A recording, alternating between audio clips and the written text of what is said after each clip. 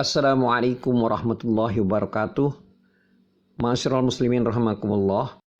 Dulur-dulur sekalian, kali ini kita akan membahas ayat 29 dari surat Al-Baqarah. A'udzubillahi minasyaitonirrajim. Bismillahirrahmanirrahim. Huwallazi khalaqalakum ma fil ardi jami'a thumma istawa ilas samaa'i fasawwahunna sab'a samawat wa huwa bikulli syai'in alim. Artinya, dialah Allah yang menjadikan segala yang ada di bumi untuk kalian, dan dia berkehendak menciptakan langit, lalu dijadikannya 7 langit, dan dia maha mengetahui segala sesuatu.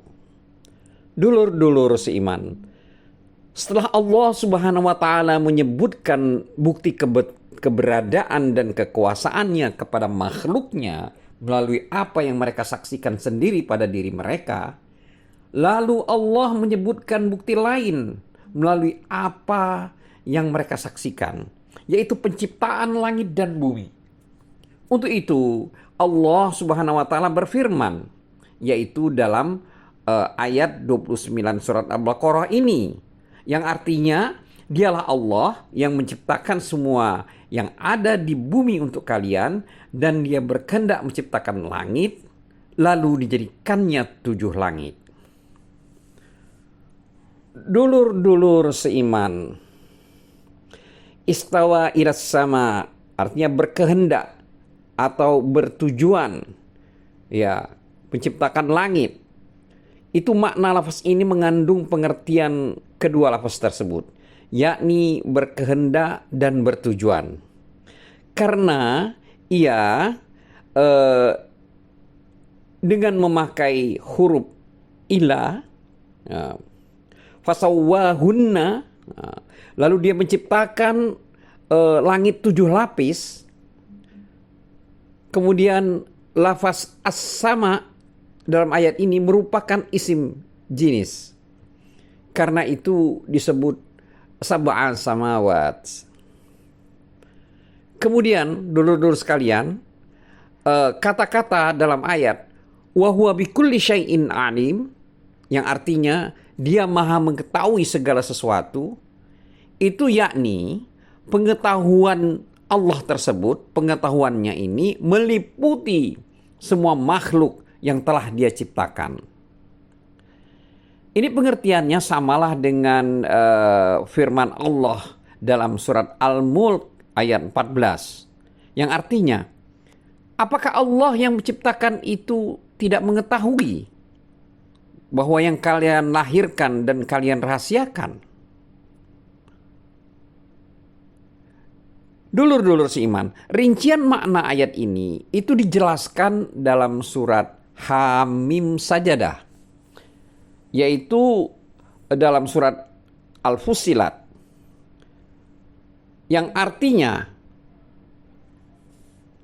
katakanlah, sesungguhnya patutkah kalian kafir kepada yang menciptakan bumi dan dalam dua masa, dan kalian adakan sekutu-sekutu baginya? Yang bersifat demikian itulah Tuhan semesta alam. Dan dia menciptakan di bumi itu gunung-gunung yang kokoh di atasnya. Dia memberkahinya dan dia menentukan padanya kadar makanan-makanan bagi penghuninya dalam 4 masa. Penjelasan itu sebagai jawaban bagi orang-orang yang bertanya. Kemudian Allah menuju kepada penciptaan langit, dan langit itu masih merupakan asap. Lalu dia berkata kepadanya dan kepada bumi, datanglah kamu berdua menurut perintahku dengan suka hati atau terpaksa. Kemudian keduanya menjawab, kami datang dengan suka hati. Maka dia menjadikan 7 langit dalam 2 masa, dan dia mewahyukan pada tiap-tiap langit urusannya. Dan kami hiasi langit-langit yang dekat dengan bintang-bintang yang cemerlang. dan kami memeliharanya dengan sebaik-baiknya. Demikianlah ketentuan yang maha perkasa lagi maha mengetahui. Surat Al-Fussilat ayat 9-12. Dulur-dulur seiman, di dalam ayat tersebut di atas terkandung dalil yang menunjukkan bahwa Allah Subhanahu wa taala memulai ciptaannya dengan menciptakan bumi, kemudian menciptakan 7 lapis langit. Memang demikianlah cara membangun sesuatu, yaitu dimulai dari bawah, setelah itu baru bagian atasnya. Para ulama tafsir menjelaskan hal ini. Keterangannya akan kami kemukakan nanti, insya Allah. Sedangkan firman Allah dalam surat An-Nazi'at ayat 27 sampai dengan 33, yang artinya, apakah kalian yang lebih sulit penciptaannya ataukah langit? Allah telah membinanya. Dia meninggikan bangunannya, lalu menyempurnakannya, dan dia menjadikan malam gelap gulita dan menjadikan siang terang benderang. Dan bumi sesudah dihamparkannya, ia memancarkan darinya mata airnya dan menumbuhkan tumbuhan-tumbuhannya, dan gunung-gunung dipancangnya dengan tegak. Semua itu adalah untuk kesenangan kalian dan untuk binatang-binatang ternak kalian. Surat An-Nazi'at ayat 27-33. Dulur-dulur seiman, maka sesungguhnya huruf summa dalam ayat 29 surat Al-Baqarah yang sedang kita bahas ini, itu hanyalah untuk menunjukkan bahwa makna alaf kabar kepada khabar, bukan alaf fi'il kepada fi'il yang lain. Perihal sama dengan perkataan seorang penyair, ya, yang artinya katakanlah kepada orang yang berkuasa dan telah berkuasa ayahnya dan telah berkuasa pula kakeknya sebelum itu. Dulur-dulur seiman, menurut suatu pendapat, ad-daha atau penghamparan bumi itu dilakukan sesudah penciptaan langit dan bumi. Demikian menurut riwayat Ibnu Abu Talha dari Ibnu Abbas. As-Sadli telah mengatakan di dalam kitab tafsirnya dari Abu Malik, dari Abu Saleh, dari Ibnu Abbas, juga dari Murrah dan dari Ibnu Mas'ud, serta dari sejumlah sahabat sehubungan dengan makna firman Allah pada surat Al-Baqarah ayat 29 ini, di mana artinya dialah Allah yang menjadikan segala yang ada di bumi untuk kalian, dan dia berkehendak menciptakan langit lalu dijadikannya 7 langit, dan dia maha mengetahui segala sesuatu. Dulur-dulur seiman, itu disebutkan bahwa arasy Allah Subhanahu wa taala berada di atas air.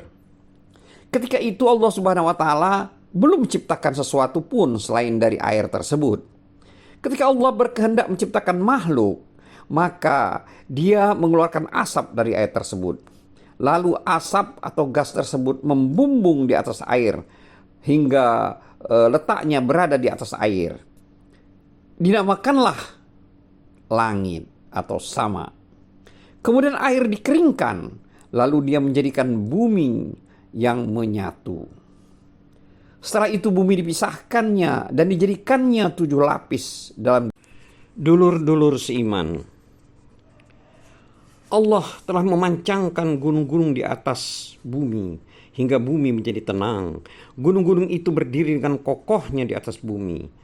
Hal ini dinyatakan Allah dalam firman-Nya dalam surat Al-Anbiya ayat 31 yang artinya, dan telah kami jadikan di bumi itu gunung-gunung yang kokoh supaya bumi itu tidak guncang bersama mereka. Allah menciptakan gunung di bumi dan makanan untuk penghuninya, menciptakan pepohonan dan semuanya yang diperlukan di bumi pada hari Selasa dan Rabu. Hal ini, dulur-dulur seiman, Allah telah berfirman dalam surat Al-Fussilat ayat 9-10 yang artinya, Katakanlah, sesungguhnya patutkah kalian kafir kepada yang menciptakan bumi dalam 2 masa, dan kamu adakan sekutu-sekutu baginya? Yang bersifat demikian itulah Tuhan semesta alam. Dan dia menciptakan di bumi itu gunung-gunung yang kokoh di atasnya. Dia memberkahinya. Kemudian dalam ayat selanjutnya disebutkan bahwa Allah menumbuhkan pepohonan, yaitu melalui firman-Nya, ayat lanjutan ayat Fusilat ayat 10, yang artinya dan dia menentukan padanya kadar-kadar makanan-makanan penghuninya.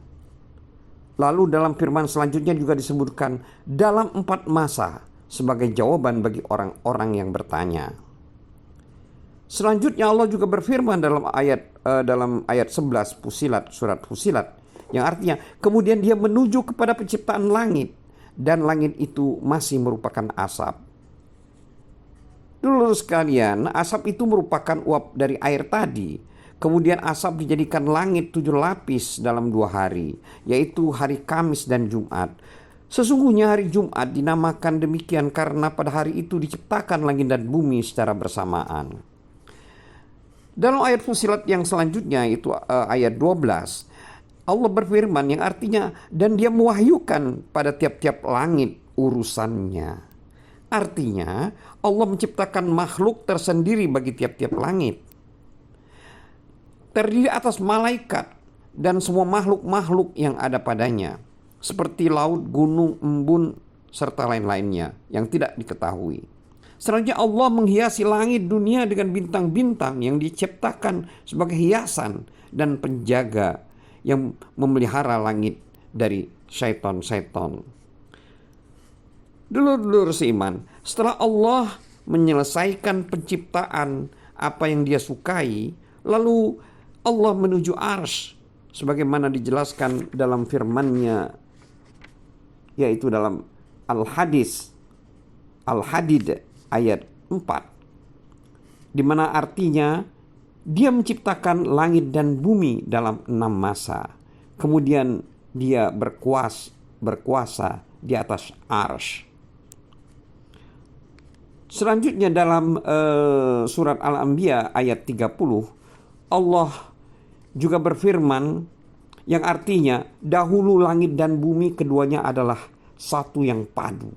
Kemudian kami pisahkan antara keduanya, dan dari air kami jadikan segala sesuatu yang hidup.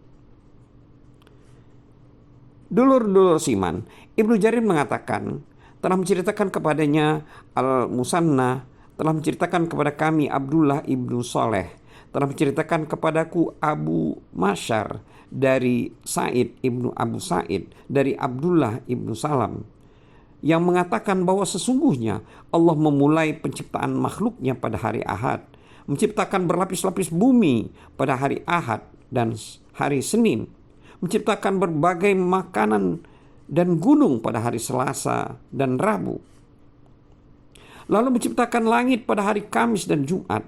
Hal itu selesai di akhir hari Jumat, yang pada hari itu Allah juga menciptakan Adam dengan cepat. Pada saat itulah kelak hari kiamat akan terjadi.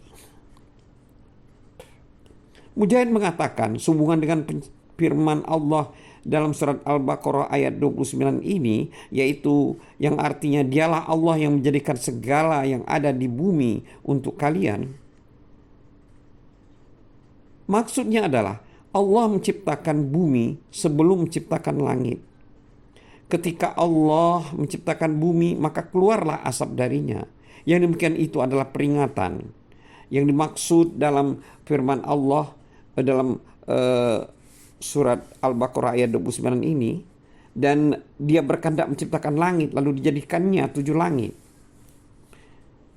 Dulu sekalian, yang dimaksud dengan sebagian dari langit berada di atas sebagian lainnya, dikatakan sab'u aradina, artinya 7 lapis bumi, yakni sebagian berada di bawah sebagian yang lain. Ayat-ayat ini menunjukkan bahwa bumi diciptakan sebelum langit. Kemudian yang dijelaskan dalam surat As-Sajdah, yaitu Yang artinya, katakanlah sesungguhnya patutkah kalian kafir kepada yang menciptakan bumi dalam 2 masa dan kalian adakan sekutu-sekutu baginya. Dan dia menciptakan bumi ini gunung-gunung yang kokoh di atasnya. Dia memberkahinya dan menentukan padanya kadar makanan bagi penghuninya dalam 4 masa. Penjelasan itu sebagai jawaban bagi orang-orang yang bertanya. Kemudian dia menuju kepada penciptaan langit. Dan langit itu masih merupakan asap. Lalu dia berkata kepadanya dan kepada bumi, datanglah kepadaku kamu keduanya menurut perintahku, dengan suka hati atau terpaksa. Kemudian keduanya menjawab, kami datang dengan suka hati. Maka dia menjadikan 7 langit dalam 2 masa dan mewahyukan pada tiap-tiap langit urusannya. Dan kami hiasi langit yang dekat dengan bintang-bintang yang cemerlang dan kami memeliharanya dengan sebaik-baiknya. Demikianlah ketentuan yang maha perkasa lagi maha mengetahui. Surat Al-Fusilat ayat 9 sampai dengan 12. Dulur-dulur sekalian, ayat ini dan yang tadi menunjukkan bahwa bumi diciptakan sebelum langit. Menurut pengetahuan, tiada seorang ulama pun yang memperselisihkan hal itu, kecuali apa yang dinukilkan oleh Ibnu Jarir dan dari Qatadah yang diduga langit diciptakan sebelum bumi. Akan tetapi dalam menanggapi masalah ini, Al-Qurtubi hanya bersikap tawakuf, artinya tidak memberikan komentar apapun. Yaitu ketika menafsirkan makna firman Allah dalam surat An-Nazi ayat 27-32 yang artinya, apakah kalian lebih sulit penciptaannya ataukah langit? Allah telah membinanya. Dia meninggikan bangunannya, lalu menyempurnakannya, dan dia menjadikan malamnya gelap gulita, dan menjadikan siangnya terang benderang, dan bumi sesudah itu dihamparkannya, ia memancarkan darinya mata air, dan menumbuhkan tumbuhan-tumbuhannya, dan gunung-gunung dipancangkannya dengan teguh. Dulur-dulur seiman, mereka mengatakan bahwa penciptaan langit terjadi sebelum penciptaan bumi. Di dalam kitab Sahih Bukhari disebutkan bahwa Ibnu Abbas pernah ditanya mengenai masalah ini, lalu menjawab bahwa bumi diciptakan sebelum langit dan sesungguhnya bumi baru dihamparkan hanya setelah penciptaan langit. Hal yang sama dikatakan pula bukan hanya oleh seorang ulama tafsir terdahulu dan sekarang. Kami mencatat hal tersebut dalam tafsir surat An-Naziyat yang garis besarnya menyatakan bahwa penghamparan bumi yang terdapat dalam firman Allah dalam surat An-Naziyat ayat 30-32 yang artinya, dan bumi sesudah itu dihamparkannya lalu memancarkan darinya mata airnya dan menumbuhkan tumbuhan-tumbuhannya dan gunung-gunung dipancangkannya dengan teguh. Artinya semua yang terkandung di dalam bumi dikeluarkan dengan secara terpaksa, dengan secara paksa, sehingga mereka menjadi kenyataan. Setelah Allah selesai dari penciptaan bumi dan langit, lalu Allah menghamparkan bumi dan mengeluarkan segala sesuatu yang tersimpan di dalamnya, yaitu air. Berkat air itu tumbuhlah berbagai macam tumbuhan dan aneka ragam jenis bentuk dan warnanya. Demikian pula tata surya, semuanya beredar terdiri dari bintang-bintang yang tetap dan bintang-bintang yang beredar pada garis edarnya. Ibnu Hatim dan Ibnu Murdawih mengetengahkan sebuah hadis sehubungan dengan tafsir ayat ini, yaitu hadis yang diriwayatkan oleh Imam Muslim dan Imam Nasai, juga diketengahkan oleh keduanya dalam bab tafsir melalui riwayat Ibnu Juraij. Ibnu Juraij mengatakan telah menceritakan kepadaku Ismail ibnu Umayyah dari Ayub ibnu Khalid, dari Abdullah ibnu Rafi maula Ummu Salamah, dari Abu Hurairah radhiyallahu anhu yang menceritakan bahwa Rasulullah memegang tanganku lalu beliau bersabda, Allah menciptakan bumi pada hari Sabtu, menciptakan gunung-gunung yang ada padanya pada hari Ahad, menciptakan pohon-pohonan yang ada padanya pada hari Senin, menciptakan hal yang tidak disukai pada hari Selasa, menciptakan nur pada hari Rabu, mengembangbiakkan atau menciptakan binatang-binatang yang ada di bumi pada hari Kamis, dan menciptakan Adam sesudah asar pada hari Jumat, yaitu di saat-saat terakhir hari Jumat antara asar dan malam hari. Hadis ini termasuk salah satu hadis gharib dalam Sahih Muslim.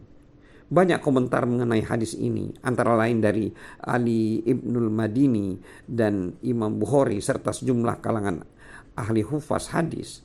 Mereka menganggap hadis ini merupakan perkataan Ka'ab, dan sesungguhnya Abu Hurairah hanya mendengarnya dari kata-kata Ka'ab al-Ahbar. Hadis ini menjadi samar di kalangan sebagian para perawi hingga membuat mereka menganggap sebagai hadis yang marfu. Demikian keterangan yang dikemukakan oleh Imam Baihaqi.